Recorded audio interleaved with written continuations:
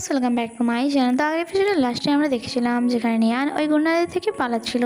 তখনই সেখানে ডক্টর জাও আসে আর তাকে আটকায় অ্যান্ড বলে, তুমি ঠিক আছো তো? আর দৌড়াচ্ছই বা কেন? নিয়ান বলে, আমি ঠিক আছি, বাট তুমি এখানে? ডক্টর জাও বলে, আমি জানতে পেরেছিলাম তোমার শরীর ঠিক নেই, তাই আমি তোমাকে দেখার জন্য তোমার বাসায় গিয়েছিলাম, বাট সেখানে না দেখতে পেয়ে আমি ভাবলাম হয়তো তুমি এখানে এসেছো। তার এমন কথা শুনে নিয়ানেরও সন্দেহ হয়ে গিয়েছিল। ডক্টর জাও বলে, তুমি অনেক বেশি ঘেমে গেছো, চলো আমি তোমাকে বাসায় নিয়ে যাচ্ছি। বাট নিয়ান বলে, তার কোনো দরকার নেই, এখনো আমার কিছু কাজ আছে, তুমি চলে যাও। এটা বলে সে সেখান থেকে চলে যাচ্ছিল অ্যান্ড মনে মনে ভাবছিল আমাকে এখান থেকে তাড়াতাড়ি করে বেরোতে হবে। তখনই হঠাৎই তার সামনে এসে একটি কার দাঁড়ায় আর যা থেকে ওই গুন্ডারাই বেরিয়ে আসে। নিয়ান তো ডক্টর জাওকে দেখেই বুঝে গিয়েছিল, তাই সে সেখান থেকে পালানো শুরু করে, বাট ওই লোকেরা তাকে ধরে কারে নিয়ে নেয়। আর এইসব সিন সংশিয়ানও দেখে নেয়, তাই সে তাদের পেছনে যেতে চাইছিল, বাট জাওয়ান তার রাস্তার মাঝে চলে আসে। সংশিয়ান অনেক রেগে বলে, তুমি এটা কি করছো? জাওয়ান বলে, নিজের পজিশনটা মনে রেখো। নিয়ান হসপিটালের ম্যানেজারের ব্যাপারে জেনে গিয়েছে, তাই সেও এখন বেঁচে থাকতে পারবে না। তার মানে সংশিয়ান তার সামনে নিয়ানের কোনো রকম হেল্প করতে পারবে না।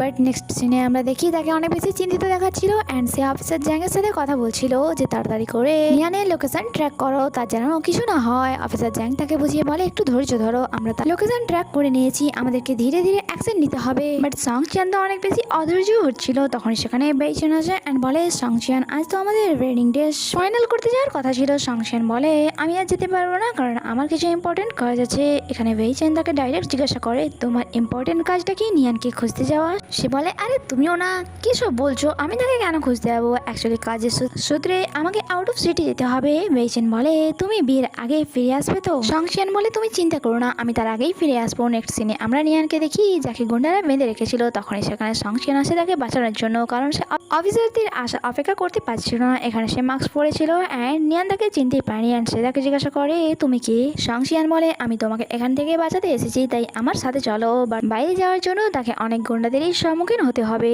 তাই সে তাদের সাথে ফাইট করে অ্যান্ড এখানে নিয়ানও তারা হেল্প করে। যখন এক গুন্ডা তাকে ডান্ডা নিয়ে আঘাত করতেই যাচ্ছিল, তার আগেই নিয়ান তাকে মেরে দেয়। বাট এন্ড টাইমে বাইরে যাওয়ার রাস্তা ক্লোজ হয়ে যায়। তাদের কাছে এখন সমুদ্রে ঝাঁপ দেওয়া ছাড়া আর কোনো উপায় ছিল না, নয়তো তাদেরকে এই গুন্ডাদের হাতে গুলি খেয়েই মরতে হবে। তাই তারা সমুদ্রে ঝাঁপ দিয়ে দেয়। তারপর আমাদেরকে কিছু ঘন্টা পরে সিন দেখানো হয় যেখানে সংশিয়ানকে নিয়ান তুলে সমুদ্র তীরে নিয়ে এসেছিল।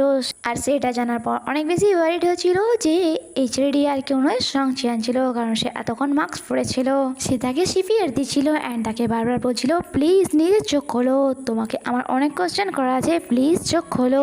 অনেক চেষ্টার পর সংশিয়ানের জ্ঞান ফেরে অ্যান্ড নিয়ান তাকে কোশ্চেন করে, তুমি আমার হেল্প কেন করলে, কেন আমাকে বাঁচালে, যখন কি তুমিও তাদের সাথে আছো? বাট সংশিয়ান তো এখন কোনো কোশ্চেনেরই উত্তর দেওয়ার মতো অবস্থায় ছিল না। আর যখন নিয়ান দেখে ওই লোকেরা তাদেরকে খুঁজতে খুঁজতে সেখানেও চলে এসেছিল, তাই সে সংশিয়ানকে নিয়ে সেখান থেকে চলে আসে অ্যান্ড আনফর্চুনেটলি সে একটি জায়গাও পেয়ে যায় থাকার জন্য। এখানে নিয়ান তার ট্রিটমেন্ট শুরু করে অ্যান্ড তার আঘাত লাগা জায়গা দেখে বলে, এখানে গুলি লাগেনি, জাস্ট ছুঁয়ে বেরিয়ে গিয়েছে। বাট এখনো সংশিয়ান তো যেন মজার মোডেই ছিল। সে বলে, তার মানে আমি আবার একবার মৃত্যুকে জয় করলাম। নিয়ান বলে, বেশি খুশি হওয়ার কোনো দরকার নেই, কারণ তুমি এখনো কোনো কিছুরই এক্সপ্রেশন দেওনি আমায়। নেক্সট সিন আমাদেরকে সি সাইডে দেখানো হয় যেখানে নিয়ান মাছ ধরছিল অ্যান্ড সেখানে বসে বসে তার উপর হাসছিল।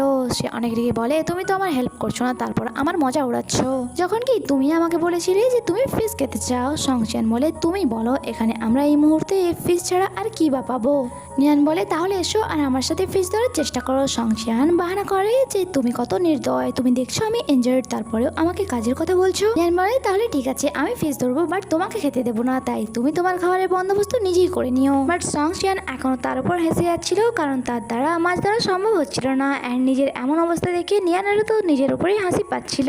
বাট সংশিয়ানের হাসি বন্ধ করার জন্য সে তার দিকে পানি ছিটিয়ে মারে অ্যান্ড এখানে তাদের মজা শুরু হয়ে যায় আর তারা একটি সুন্দর মুহূর্ত কাটায়। তখনই কিছু লোকেদের আওয়াজ শোনা যায় যারা বলে, ওই যে দুজন, তাড়াতাড়ি করে ওদেরকে ধরো। ওই লোকেরা নিয়ানের দিকে দৌড়ে যাচ্ছিল। তখনই সংশিয়ান তাদের সামনে চলে আসে অ্যান্ড ওই লোকেদের সাথে ফাইট শুরু করে। নিয়ানকে বাঁচানোর চক্করে সে আরো বেশি ইনজার্ড হয়ে গিয়েছিল, যখন কি নিয়ান তো অনেক বেশি ভয় পাচ্ছিল। বাট তাও সে ওই গুন্ডাটিকে পেছন থেকে ডান্ডা দিয়ে আঘাত করে যে সংশিয়ানের উপর আঘাত করছিল। তারপর সে তাড়াতাড়ি করে সংশিয়ানকে সেখান থেকে নিয়ে যায় আর আমরা দেখি নিয়ান সংশিয়ানকে তার বাসায় নিয়ে এসেছিল। আর এখানে এই এপিসোডটি শেষ হয়। আগে কি হয় তা জানতে স্টে কানেক্টেড। Bye bye.